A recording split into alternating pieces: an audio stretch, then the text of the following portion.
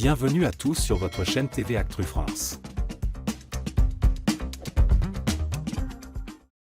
Sur les réseaux sociaux, d'innombrables spéculations entourent les candidats de la Star Academy. Les plus récentes victimes de ces rumeurs sont Clara et Candice, candidates de la promotion 2023/2024, qui ont tenu à clarifier les choses avec leurs fans.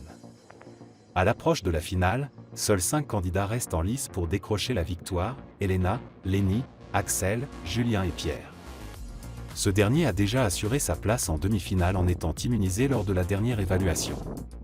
Les 4 autres sont nominés, et l'un d'entre eux quittera l'aventure. C'est au public qu'il reviendra de faire le choix final lors du prime présenté par Nikos Aliagas ce samedi 13 janvier.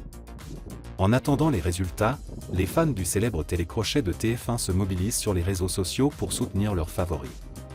Certains fans s'impliquent peut-être un peu trop, au grand désarroi des académiciens, qui sont agacés par les dérives constatées.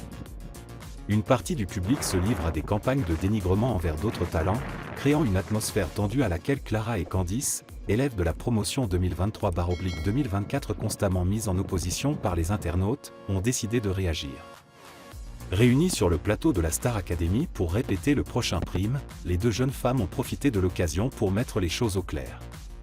Clara a déclaré « Depuis que je suis sortie, depuis que Candice est sortie aussi, on reçoit des messages de haine, elle tout comme moi, et on en a juste marre que nos 2 teams se rentrent dedans. » En fait, exprimant son agacement face aux attaques.